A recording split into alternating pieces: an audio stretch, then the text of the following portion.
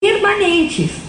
E mesmo aquelas contradições que possam ser saneadas conjunturalmente, elas se repõem de forma nova, acentuando de novo a contradição. Por quê? Porque é um sistema fundamentalmente contraditório na sua forma básica de existência. Socialização da produção, apropriação privada da riqueza, subordinação do homem pelo homem.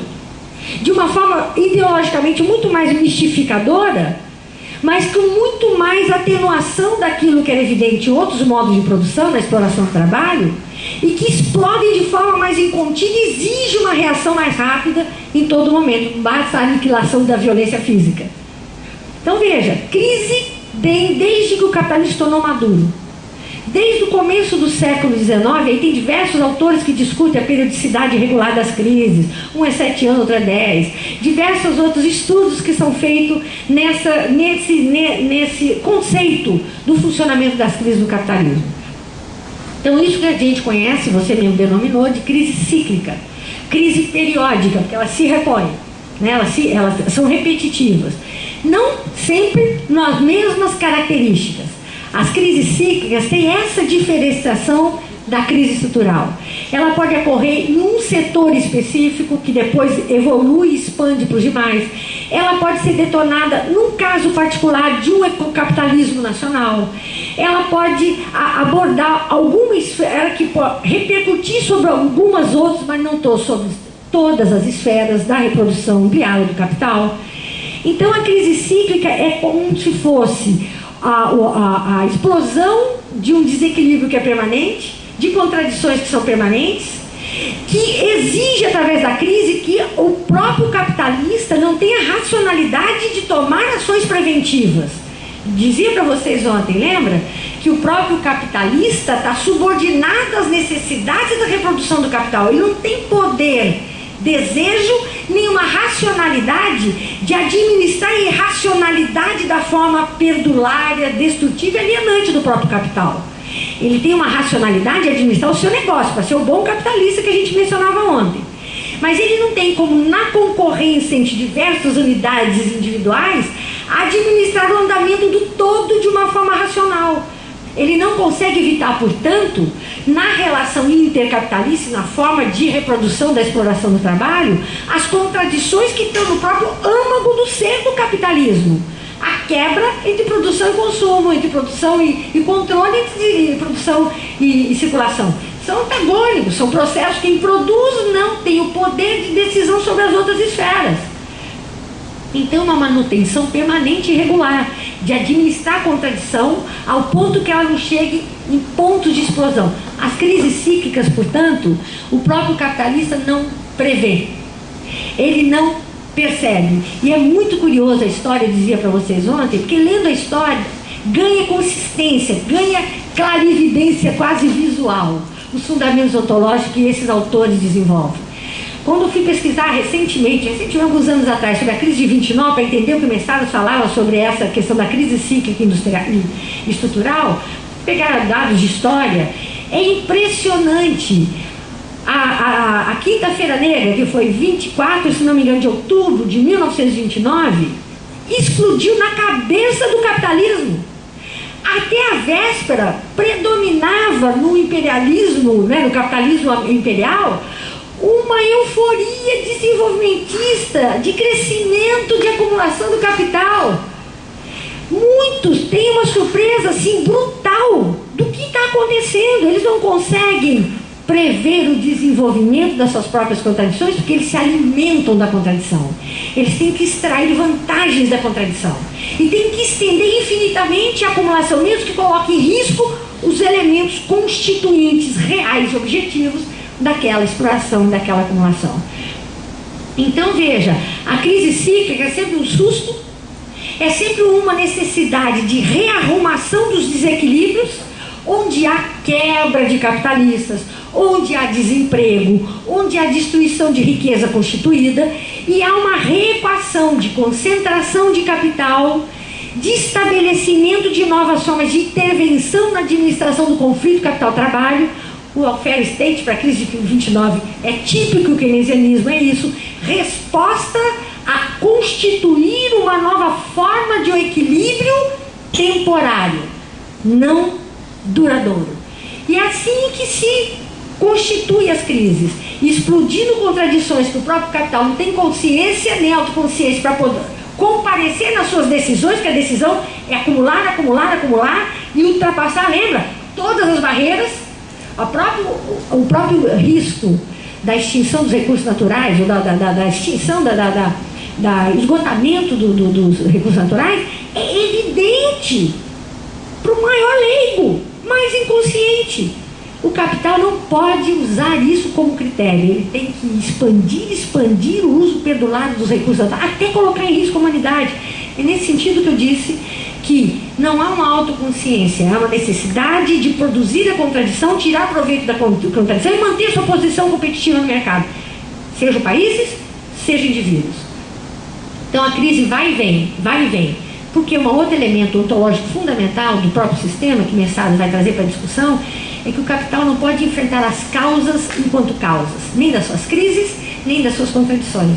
Então ele só trata de efeitos e consequências.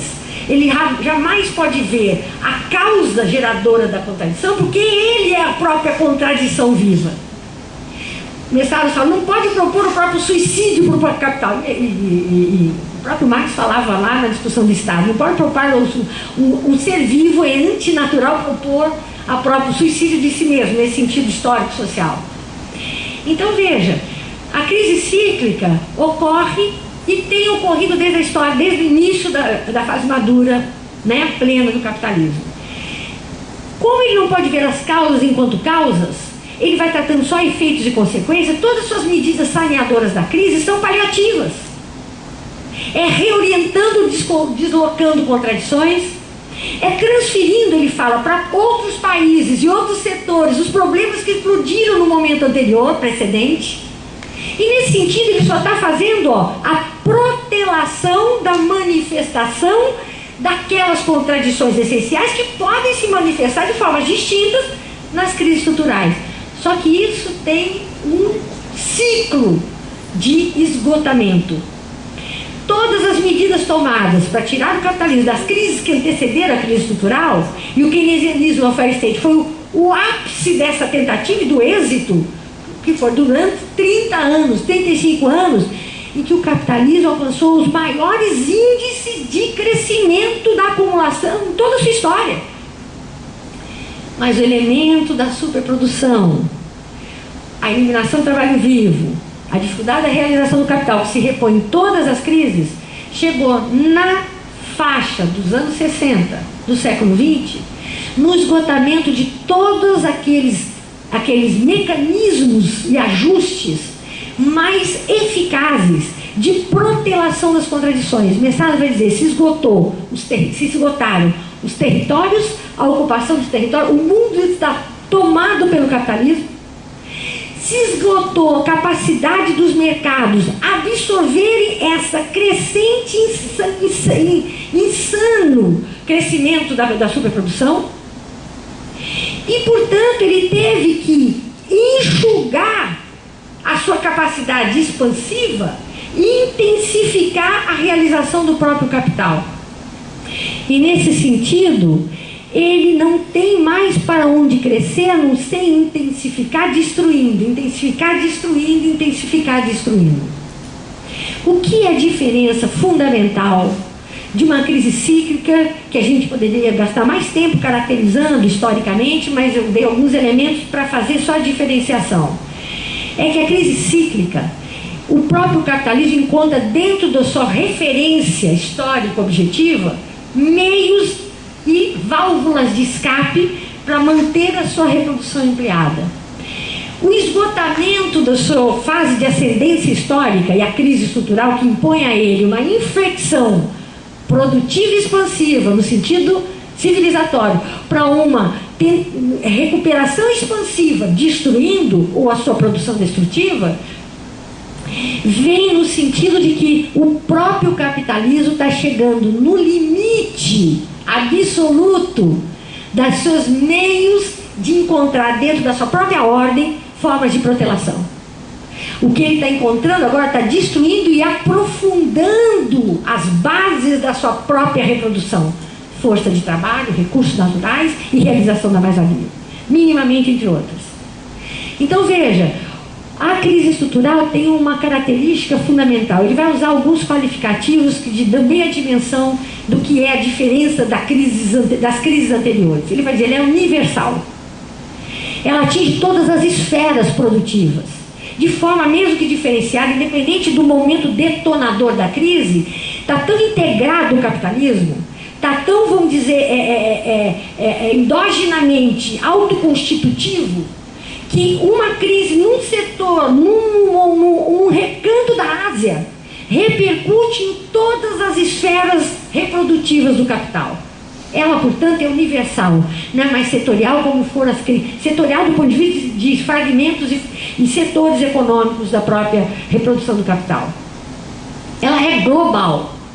Além de ser em todos os setores que constituem os complexos parciais do capitalismo, ela é global. Novamente, por conta da integração do próprio capitalismo, que a globalização foi aqueles válvulas de escape para tentar tirar o capitalismo da crise e se transformou em um defeito e uma contradição que não tem mais para onde ir. Se esgotou do ponto de vista geográfico, territorial e planetário.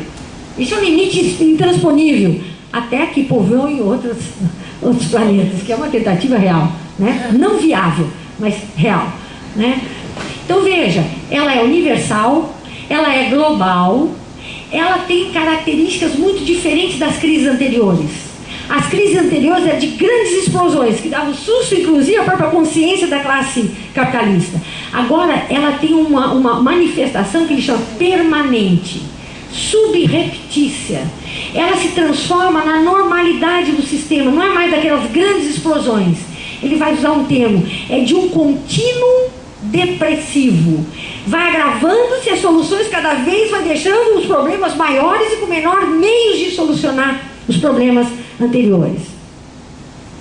Ele vai caracterizando essa crise com essas manifestações, com esses indicadores que já diferenciam substantivamente das crises anteriores.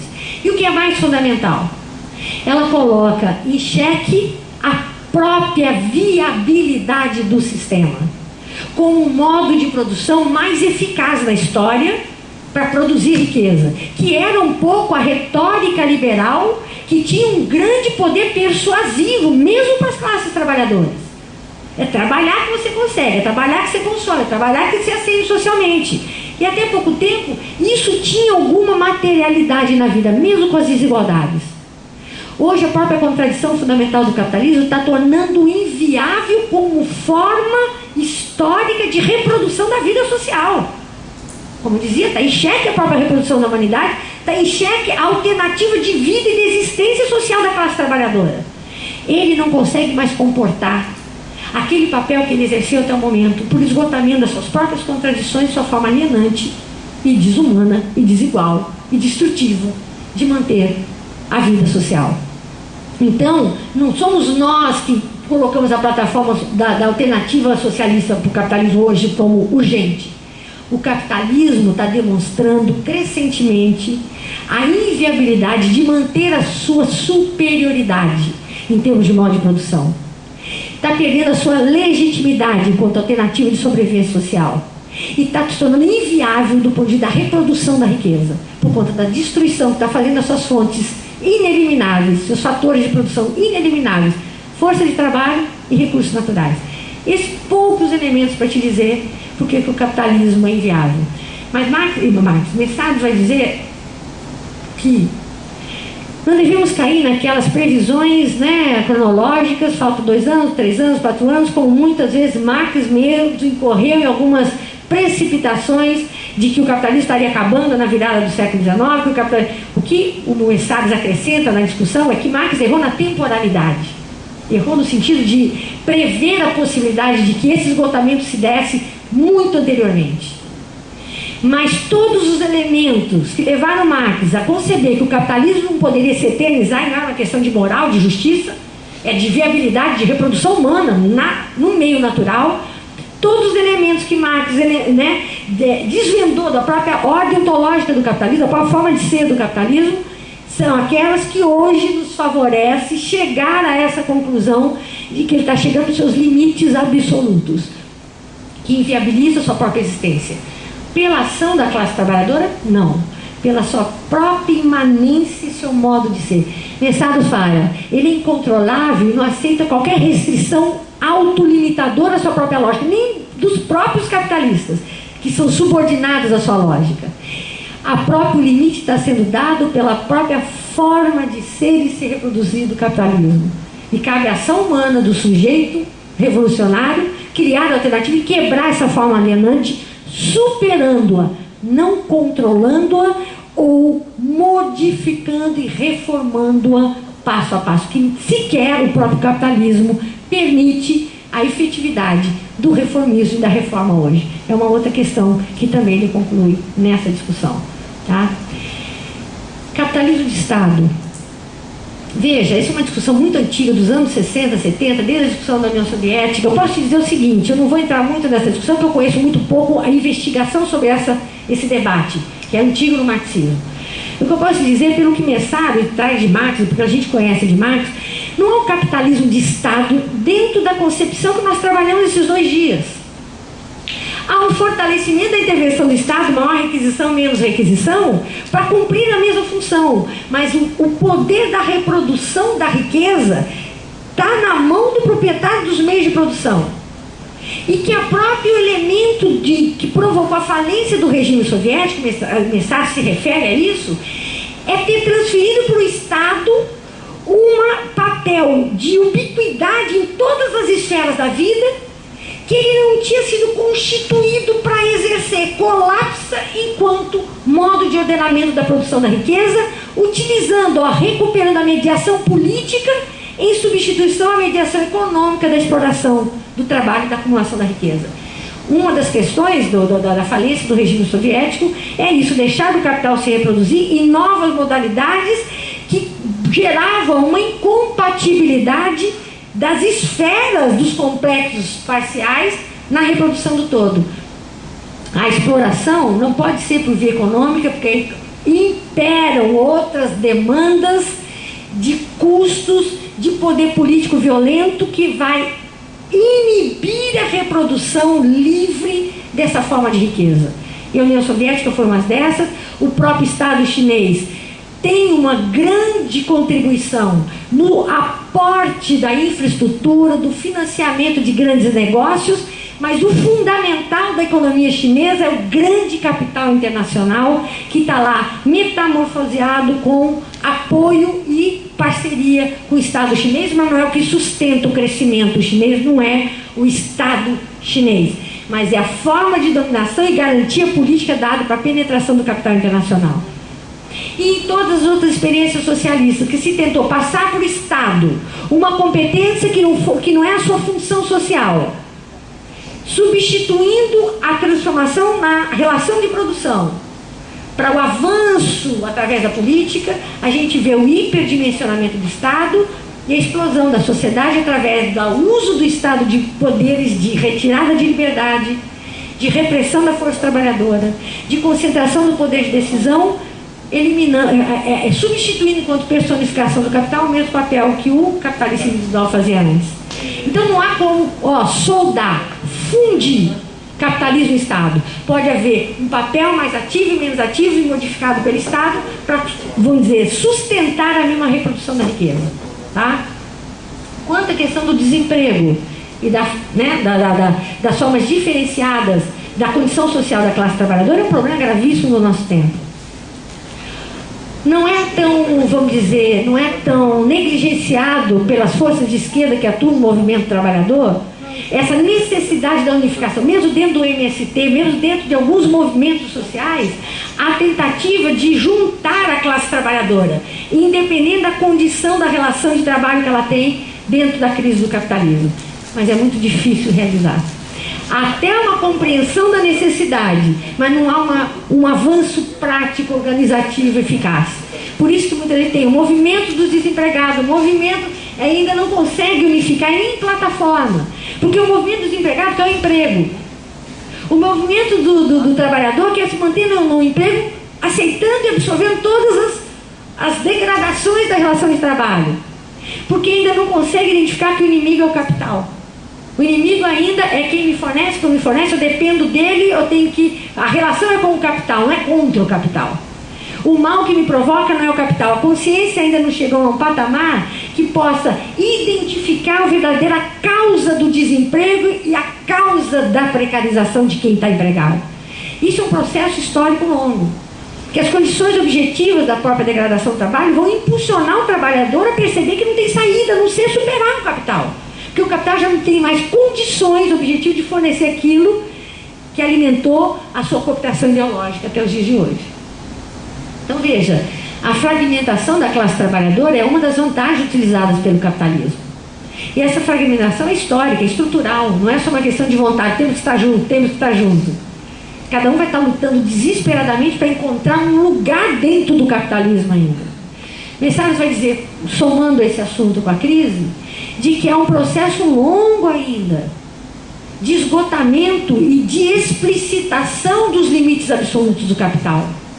E isso que vai gerar a necessidade de uma descoberta da consciência da classe trabalhadora, provocada pela sua condição objetiva de vida. Não é a gente educá-la, não é dizer o que é necessário fazer. As massas vão tomar a mão à história, não adianta a vanguarda ou a esquerda ter tudo elaborado na cabeça, devemos melhorar a nossa teoria revolucionária, mas não basta também estar em posse da teoria revolucionária. O movimento de massa real da luta de classe é que vai tornar possível a superação do capital. E Messados fala, a classe trabalhadora, por toda a sua dependência estrutural do capital, porque para ela não existe sem a concessão do trabalho assalariado, a possibilidade do trabalho assalariado, é o esgotamento dessa possibilidade de manutenção da classe que vai colocá-la sobre um beco sem saída de uma mudança radical da história. E nesse ínterim, nesse processo que não sabemos se duramos décadas, centenas ou milhares de anos, não temos isso como prever do ponto de vista teleológico, como vai se desenrolar a luta de classe e a história. Mas Sardos fala, e a classe trabalhadora vai sempre escolher o caminho de menor resistência, o caminho da reforma, o caminho de conseguir pequenas concessões para conseguir sobreviver, até que se esgotem essas possibilidades objetivas, para ela ver que não há saída mais dentro do próprio capitalismo. Então nós temos um longo período de conscientização, mas de efetividade, força social revolucionária de massa, a próprio desenrolar da crise e a história é que vai capacitar-nos ou não de construir alternativa. Não é uma questão de espontaneísmo, é que a própria imposição da superação do capitalismo tem que ser histórico-concreta, e não só do ponto do idealismo, da subjetividade ou da teoria revolucionária. Tá? Então essas unificações, essa quebra da fragmentação que o próprio capitalismo provoca, não é só uma questão de convocação, de exortação, precisamos nos unir. Temos que trabalhar nesse processo, mas a efetividade das nossas ações são reduzidas pela nossa vontade e a nossa capacidade de intervenção. A história que vai favorecer ou não que isso se propague e ganhe força revolucionária. Nesse sentido, o Messados tem uma passagem muito intrigante. Eu dizia para vocês ontem que eu não consegui estudar boa parte do que ele traz em temas para discussão. Uma delas é a gente que está no grupo de pesquisa nosso, o Rafael faz parte, e a gente tem discutido algumas coisas, vão ficando para trás. Ó, depois alguém tem que estudar isso, alguém tem que estudar isso.